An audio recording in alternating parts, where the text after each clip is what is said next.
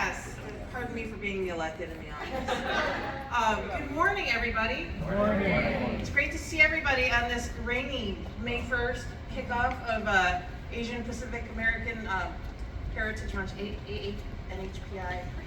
There's so many letters, but it's great to be here with all of you today. Little history, I was also president of the OCA chapter at one point in my history. My name's Nicole Lee. Thank you. I was president just before George. My name's Nicole Lee. I'm the alderwoman of the 11th Ward, so just a little north of here, all of Chinatown, Bridgeport, Armour Square, Little Canaryville, Little McKinley Park, and one of 2 Asian American members of the Chicago City Council. Thank you. So I want to say, listening to all of the introductions, first and foremost, thank you to the organizers. Thank you for continuing this tradition. Thank you in particular to our host today, BMO Harris, for their really decades-long commitment to our community. It's imperative that we have good corporate partners, and you guys are stalwarts, so thank you. And with today's focus on contracting, and I see all my friends here sitting in the corner, the powerful ladies in construction, and Velvet over there, Eileen and Tina. Companies like theirs build this city. Just like small businesses like all of yours feed and help lend vitality to our entire city. And I think in particular in this day and age under this federal administration, with everything that's going on with the trade war with China, I really worry about Asian American businesses. I have a particular worry about ours in Chinatown, with the number of businesses that are very much doing a lot of trade with China, buying all of their products, and what is that going to do to the seniors and immigrants in my community who rely on those resources? If prices are going to be doubling, we're really in a lot of trouble. And then I also worry about the backlash to our community because of it. I was unfortunately reminded of how this country was a few years ago under the first Trump administration, and the freedom with which some people in this country still show their refusal to acknowledge the existence of others in this country, and the contributions of so many other communities, not just Asian Americans, but really the tapestry of ethnicities that make up this country. That's why I think months like these are so important, but we can't just be celebrating this during a designated month. We should definitely be highlighting the hell out of it, and not let people forget it. But we're here every day. We want good lives for ourselves and for our children.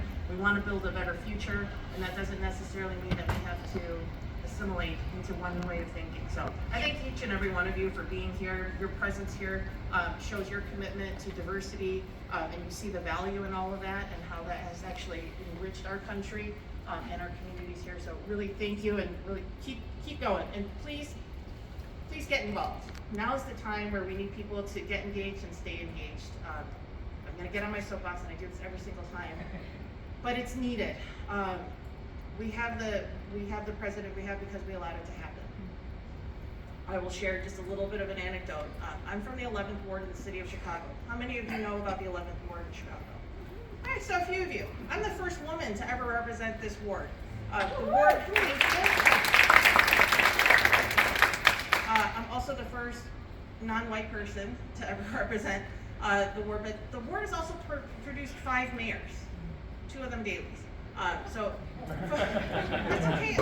I have a very good relationship with the organization, and it's been a great partnership. I have to be really honest about that. That ward's been changing for a long time, and that didn't happen without the help of many people that are also in this room with advocating finally for Chinatown not to be gerrymandered so that we could have the first Asian majority ward in the city of Chicago. We need to be able to show people that our voices matter. Now in the 11th Ward, which is highly Democratic, Kamala Harris still won the ward, but there were 11 precincts in the 11th Ward that went for Trump. Now, people made a lot of hay about this. His numbers actually didn't change from 4 years ago. He maybe picked up a few more. But the striking thing was that 5,000 Democratic voters did not vote in the presidential election. 5,000. Kamala was always going to win Illinois. but this is the apathy that is going on around the country right now. Now is the time for us to stand up and make our voices heard. So get involved. Pay attention to who's being elected to office. Hold your elected officials accountable, and I'm telling you that as somebody that takes complaints as a living. So, but if we don't make our voices heard, we won't be able to have our interests represented. One of the things that you learn very quickly in politics is if you don't have a seat at the table, you're on the menu, which means you're gonna get eaten up. We have a seat at the table now with myself and Alderwoman Lenny Hoppenworth. We'd love to have more. We don't want to be the only 2 people in the Asian American caucus of the city of Chicago. And I'm not suggesting everybody has to go and run for alderman, because if you're considering it, let me talk you out of it. But being an elected office, whether that's a library board, a local school council, all of those things matter.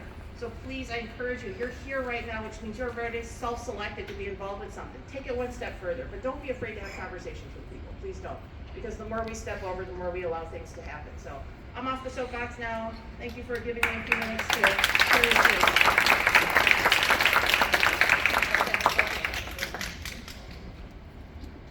Anybody else? You can